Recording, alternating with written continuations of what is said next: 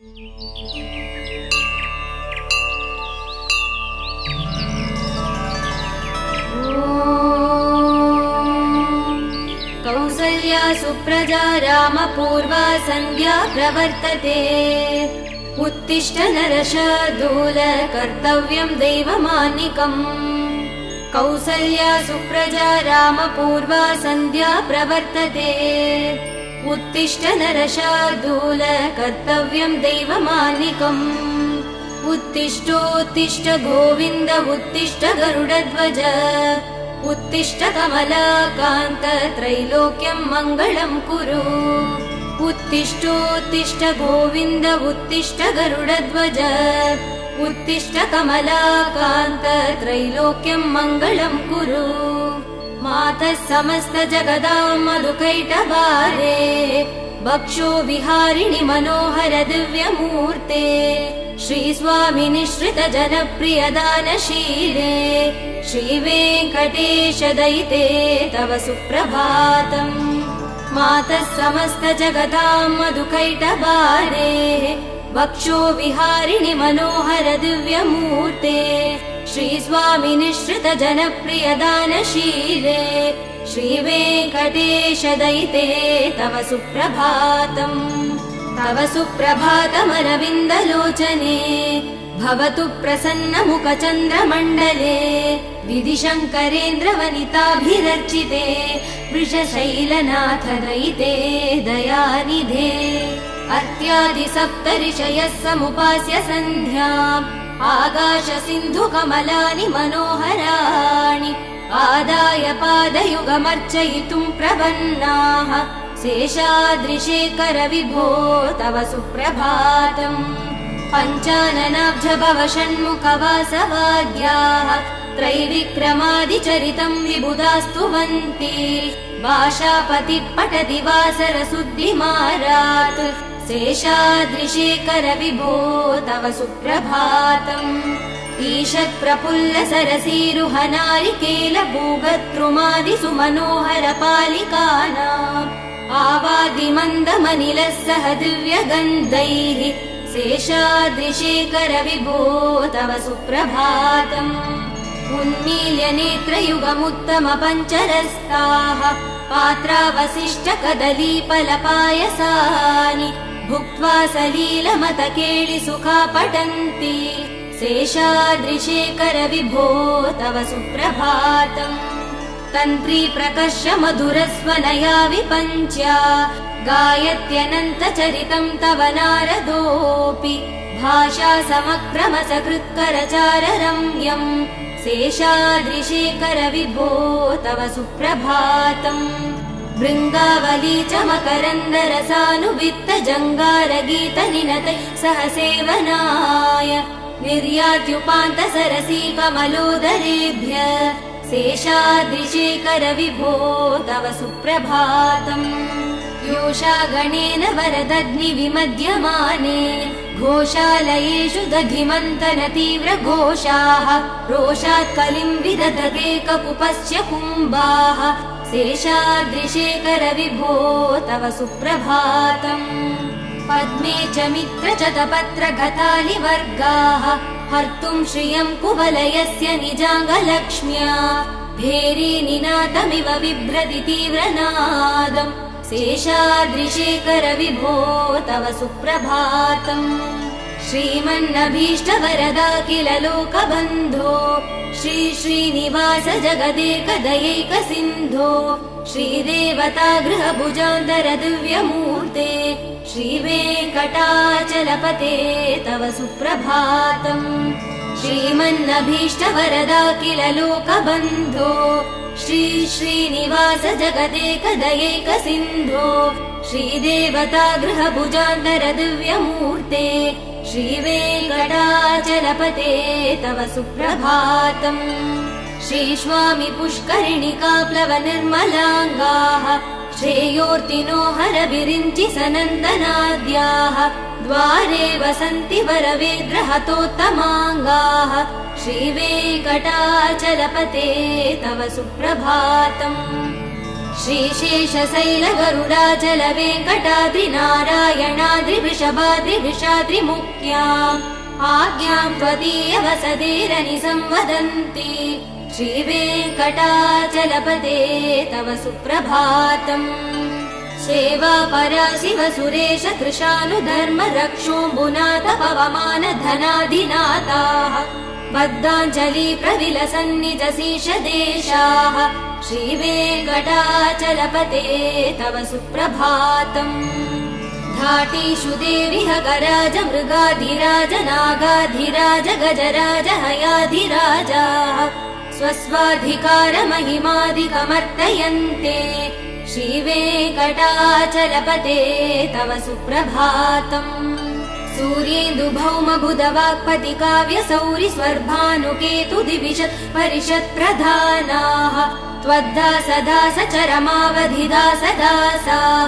श्रीवेङ्कटाचलपते तव सुप्रभातम् त्वत्पादधूलिभरितस्फुरितोत्तमाङ्गाः स्वर्गापवर्ग निरपेक्ष निजान्तरङ्गाः कल्पागमाकलनयाकुलताम् लभन्ते श्रीवेङ्कटाचलपते तव सुप्रभातम् त्वद्गोपुराग्रसिगराणि निरीक्षमाणाः स्वर्गापवर्ग पदवीम् परमाम् श्रयन्त मर्त्या मनुष्य भुवने मतिमाश्रयन्ते श्रीवेङ्कटाचलपते तव सुप्रभातम् श्रीभूमिनायक दयादिगुणामृताब्धे देवाधिदेव जगदेक चरण्यमूर्ते श्रीमन्ननन्त गरुडादिभिरर्चिताङ्ग्रे श्रीवेङ्कटाचलपते तव सुप्रभातम् श्रीपद्मनाभ पुरुषोत्तम वासुदेव वैकुण्ठ माधव जनार्दन चक्रपाणे श्रीवत्स सिंह चरणागत पारिजात श्रीवेङ्कटाचलपते तव सुप्रभातम् कन्दर्पदर्पहर सुन्दर दिव्यमूर्ते कान्ताकुचाम्बुरुह कुट्मललोल दृष्टे कल्याण निर्मल गुणाकर दिव्यकीर्ते श्रीवेङ्कटाचलपते तव सुप्रभातम् मीनाकृते कमटकोल नृसिंहवर्णिन् स्वामिन् परस्वत तपोधन रामचन्द्र तेषां स राम यदुनन्दन कल्किरूप श्रीवेङ्कटाचलपते तव सुप्रभातम् एलालवङ्ग घनसार सुगन्धितीर्थम् दिव्यम् वियत्सरिदि हेमघटेषु पूर्णम् धृत्वाद्य वैदिकसिकामणयः प्रहृष्टाः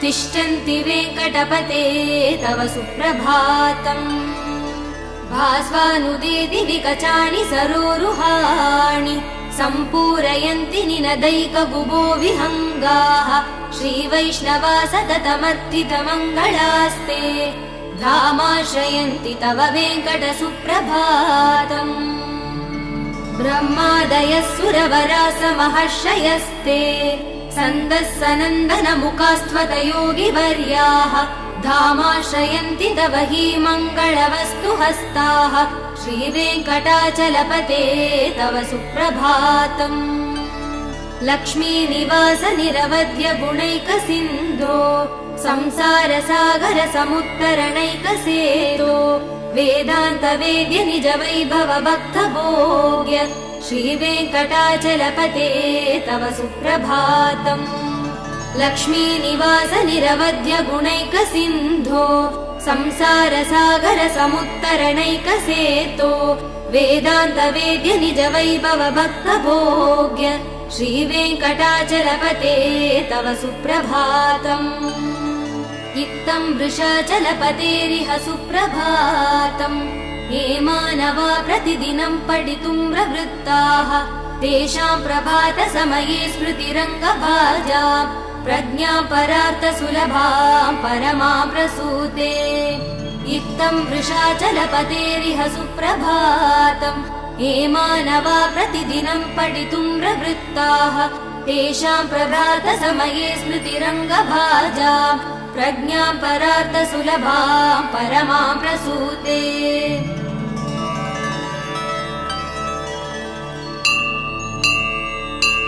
कमलाकुचूचुककुङ्कुमतो नियतारुणितातुलनीलतनो कमलायतलोचन लोकपते विजयी भव वेङ्कटशैलपते कमलाकुचूचुककुङ्कुमतो नियतारुणितातुलनीलतनो कमलायतलोचन लोकपते विजयी भव वेङ्कटशैलपते स चतुर्मुख षण्मुख पञ्चमुख प्रमुखाखिल दैवतमौलिमणे शरणागत वत्सल सारनिधे परिपालय मां वृषशैलपते अतिवेलतया तव दुर्विषहैयनुवेल कृदै प्रपराध सदैः हरितं त्वरितं वृषशैलपते परया कृपया परिपाहि हरे अधिवेङ्कटशैलमुदारमते जनताभिमतादिकदानरतात् परदेवदया गदितान् निगमै कमलादयितान् परं कलये कलवेणुरवा वसगोपवधू शतकोटिवृतात् स्मरकोटिसमात् प्रतिवल्लविकाभिमदात् सुखदात् वसुदेवसुधान्न परं कलये अभिराम गुणाकर दासरथे जगदेकधनुर्धर धीरमते रघुनायक राम रमेश विभो वरदो भवदेव दया जलते अवनीतनया कमनीय करं रजनीकर चारुमुकाम्बुरुहम् रजनीरजराजतमो मिहिरं महनीयमहं रघुराममये सुमुखं सुहृदं सुलभं सुखदं स्वनुजं च सुखाय ममोघचरम् अपहाय रघुत्वहमन्यमहं नत कञ्चन कञ्चन जातु भजे विना वेङ्कटेशं ननाथो ननाथः सदा वेङ्कटेशं स्मरामि स्मरामि हरे वेङ्कटेश प्रसीद प्रसीद प्रियं वेङ्कटेश प्रयच्छ प्रयच्छ विना वेङ्कटेशं ननाथो ननाथः सदा वेङ्कटेशं स्मरामि स्मरामि हरे वेङ्कटेश प्रसीद प्रसीद प्रियं वेङ्कटेश प्रयच्छ प्रयच्छ अहं दूरतस्ते पदाम्भोजयुग्म प्रणामे जयागत्य सेवां करोमि सकृत्सेवया नित्यसेवाफलं त्वं प्रयच्छ प्रयच्छ प्रभो वेङ्कटेश अज्ञानिना मया दोषान् शेषान् विहितान् हरे क्षमस्व त्वं शेषशैलशिखामणे अज्ञानिना मया दोषान् शेषान् विहितान् हरे क्षमस्व त्वं शेषशैलशिखामणे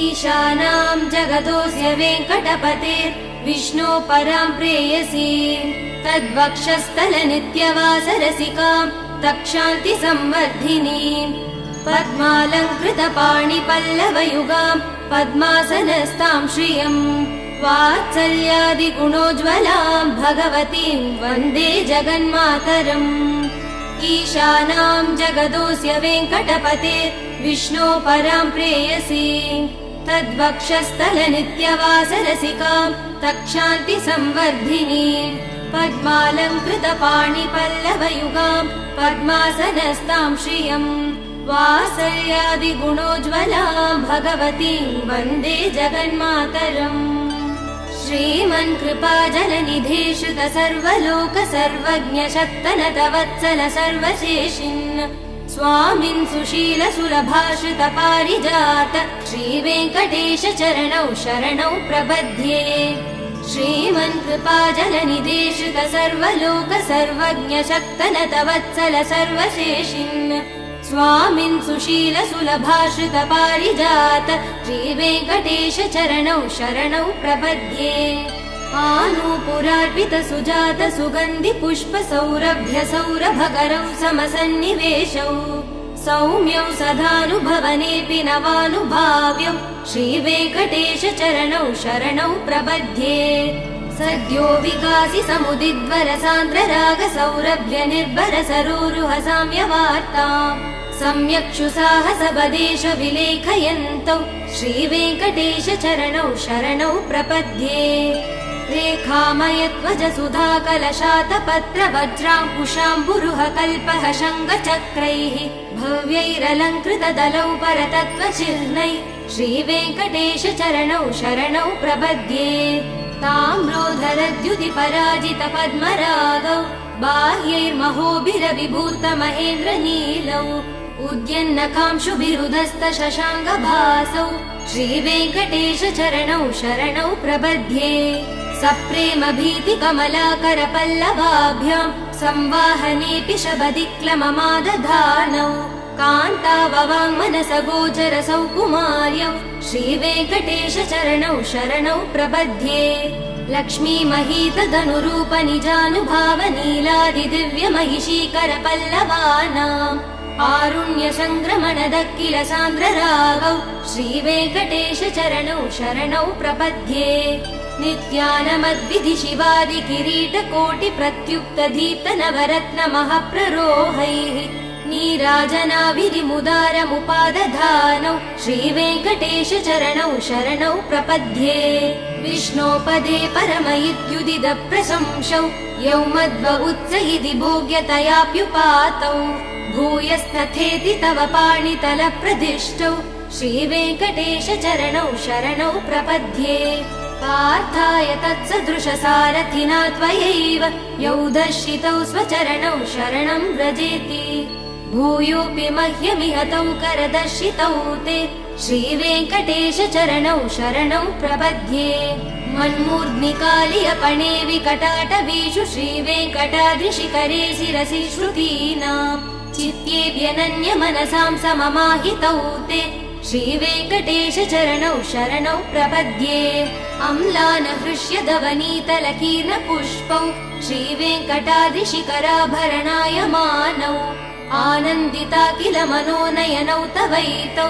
श्रीवेङ्कटेश चरणौ शरणौ प्रपद्ये प्रायप्रपन्न जनता प्रथमावगाह्यौ मातुस्तनाविव शिशोरमृतायमानौ प्राप्तौ परस्पर तुला मधुलान्तरौ ते श्रीवेङ्कटेश चरणौ शरणौ प्रपद्ये सत्वोत्तरैः सतत सेव्य पदाम्बुजेन संसारतारकदयादृदृगञ्जलेन सौम्योपयन्तृमुनिना मम दर्शितौ ते श्रीवेङ्कटेश चरणौ शरणौ प्रपद्ये सत्वोत्तरैः सतत सेव्य पदाम्बुजेन संसारतारकदयादृदृगञ्जलेन सौम्योपयन्तृमुनिना मम दर्शितौ ते श्रीवेङ्कटेश चरणौ शरणौ प्रपद्ये शीशश्रिया घटिकया त्वदुपाय भावे प्राप्ये त्वयि स्वयमुपेयतया स्फुरन्त्या नित्याश्रिताय निरवध्य गुणाय तुभ्यम्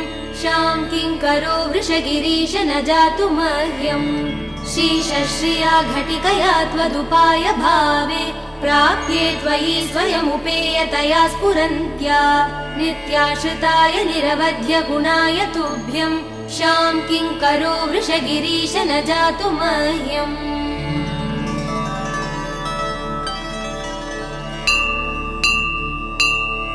श्रियः कान्ताय कल्याणनिधये निधयेत्तिनाम् श्रीवेङ्कटनिवासाय श्रीनिवासाय मङ्गलम् श्रियः कान्ताय कल्याणनिधये निधयेत्तिनाम् श्रीवेङ्कटनिवासाय श्रीनिवासाय मङ्गलम् लक्ष्मी सविभ्रमालोकः सुभ्रू विभ्रम चक्षुषे चक्षुषे सर्वलोकानां वेङ्कटेशाय मङ्गलम् श्रीवेङ्कटाद्रिशृङ्गाग्रमङ्गलाभरणाङ्ग्रये मङ्गलानां निवासाय श्रीनिवासाय मङ्गलम् सर्वावयव सौन्दर्य सम्पदा सर्वचेतसां सदा सम्मोहनायास्तु वेङ्कटेशाय मङ्गलम् नित्याय निरवध्याय सत्यानन्द चिदात्मने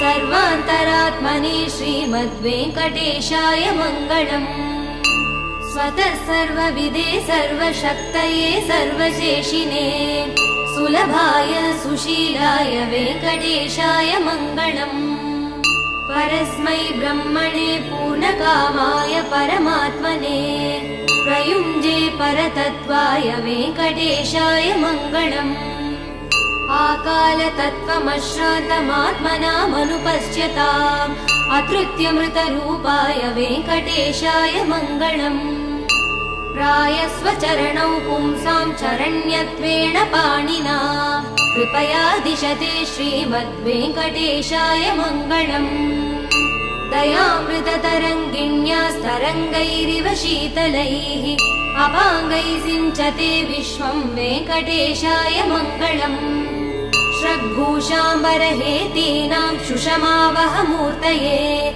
सर्वार्तिशमनायास्तु वेङ्कटेशाय मङ्गलम् श्रीवैकुण्ठविरक्ताय स्वामि पुष्करिणीतटे रमया रममाणाय वेङ्कटेशाय मङ्गलम् श्रीवैकुण्ठविरक्ताय स्वामि पुष्करिणीतटे रमया रममाणाय वेङ्कटेशाय मङ्गलम् श्रीमत्सुन्दरजामातृमुनिमानसवासिने सर्वलोकनिवासाय श्रीनिवासाय मङ्गलम् मङ्गलाशासनपरैर्मदाचार्यपुरोगमैः सर्वैश्च पूर्वैराचार्यैः सत्कृतायास्तु मङ्गलम्।